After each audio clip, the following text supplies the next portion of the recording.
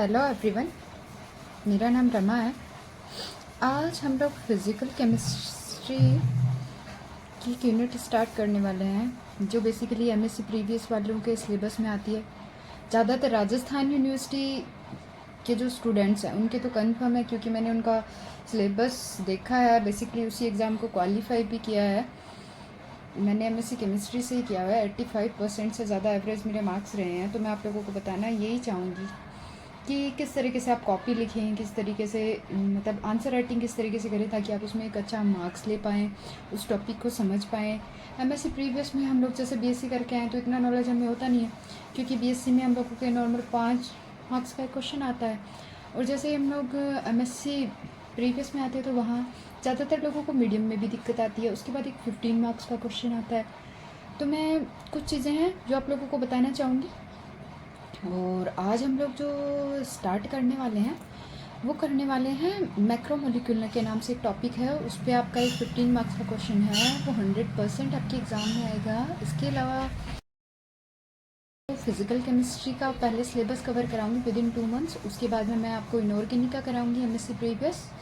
और उसके बाद में मैं आप लोगों को विद इन 2 मंथ्स, यानी कि 4 मंथ्स हो गए, 2 मंथ्स में हम फिज़िकल कवर करेंगे। उसके अगले 2 मंथ्स में हम इनऑर्गेनिक, और उसके जो नेक्स्ट जो 2 मंथ्स आएंगे उसमें हम ऑर्गेनिक का सिलेबस कवर करेंगे। ठीक है। इसके साथ ही एमएससी जो लोग हैं फिज़िकल एमएससी मतलब फाइनल ईयर में जो फिज़िकल केमिस्ट्री या ऑर्गेनिक केमिस्ट्री है, उसका भी मैं आप लोगों को यूट्यूब पे पूरे नोट्स प्रॉपर तरीके से प्रोवाइड कराने वाली हूँ। उसके साथ साथ समझाने भी वाली हूँ कि किस तरीके का आंसर राइटिंग करनी है, टॉपिक क्या है, उसको मतलब जितना किस तरीके से लिखा जाए एग्ज़ाम में कि हम प्रॉपर मार्क्स लेके आ पाएँ, और इसके साथ ही मतलब हम लोग का वो कॉन्सेप्ट भी क्लियर हो पाए।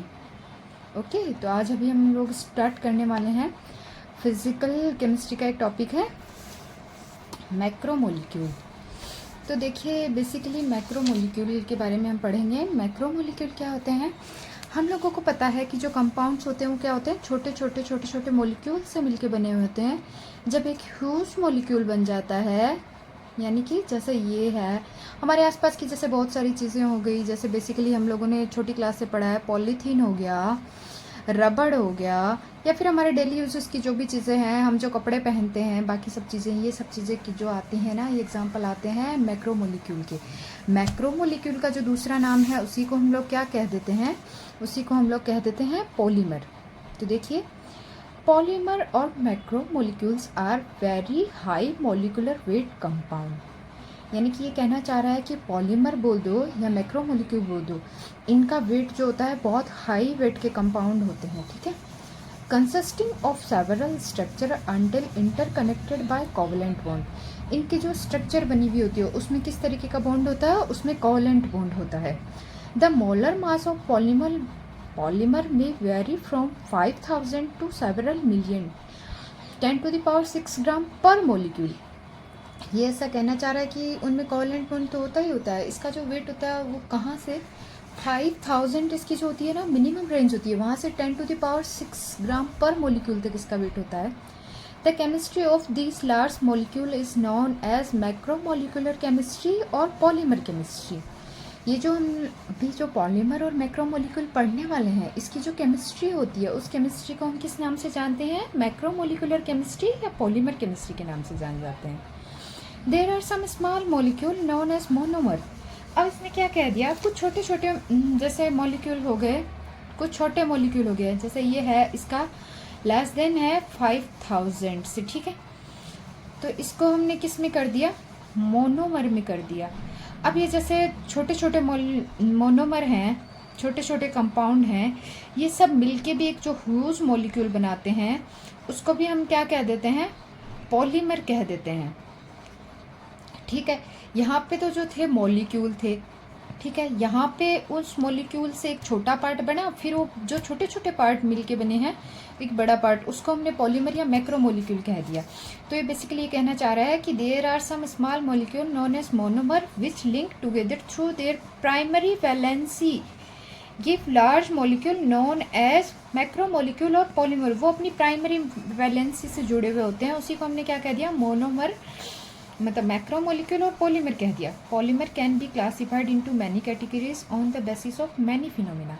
पॉलीमर जो होते हैं उसको हमने विभिन्न तरीके से मतलब क्लासीफाई किया है।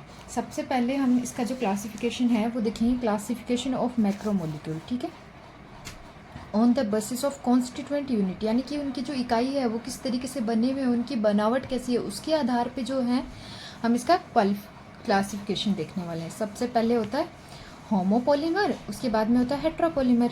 इन this kind of polymer the repeating unit are same, यानी कि इसमें जो भी छोटे छोटे मॉलिक्यूल हैं उनकी यूनिट क्या है, सेम है, एक जैसे हैं, जैसे ए, ये हो गया ना, सेम स्ट्रक्चर के हैं। यानी कि जैसे कोई मॉलिक्यूल है वो इस टाइप का है तो दूसरा भी इसी टाइप का, वो ऐसा नहीं हो सकता है।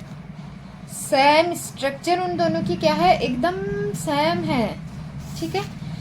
और ये कितनी बार एन टाइप्स, यानी कि इनकी गिनती हमने की नहीं है क्योंकि एक ठोस मॉलिक्यूल है तो उसको गिना नहीं जा सकता। इस टाइप के जो स्ट्रक्चर वाले होते हैं उसमें होमोपॉलीमर की कैटेगरी में आते हैं। उसके बाद में देखिए इसका एग्जांपल जैसे हम देख सकते हैं, फर्स्ट एग्जांपल जो है इसका वो हमने देखना है,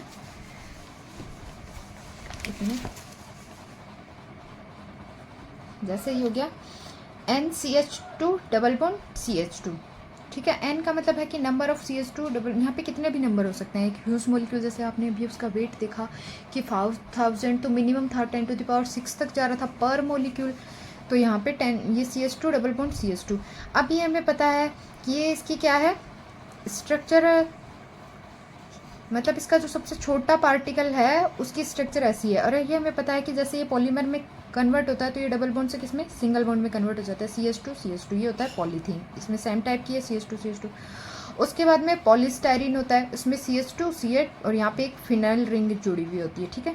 तो यही हमने अब देखा, ये पॉलीमर में कन्वर्ट होगा तो जो डबल बॉन्ड है वो सिंगल में कन्वर्ट हो जाएंगे। पर इसमें जितनी भी N यूनिट होंगी ना, सबकी स्ट्रक्चर जो होगी उसका बेसिक स्ट्रक्चर ये होगा, सब इसी तरीके की होंगी। इसी से जुड़ के वो क्या बनाएंगी, पॉलीस्टाइरीन बनाएंगी। उसके बाद में हमने देखना है पॉलीएक्रोनाइट्राइल को जो हम जो है ना शॉर्ट फॉर्म में PN के नाम से भी जानते हैं, पॉलीएक्रोनाइट्राइल। जो एग्जाम में PN के ऊपर शॉर्ट नोट इस तरीका का भी क्वेश्चन आ सकता है, तो आप लोग को ये ध्यान होना चाहिए।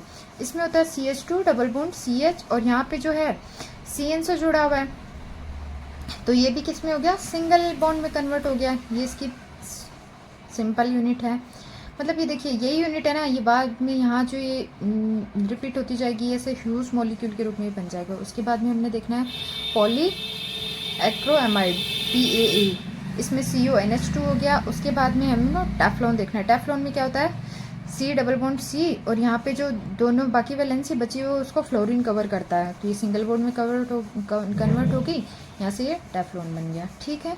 मैं उम्मीद करती हूँ आप लोगों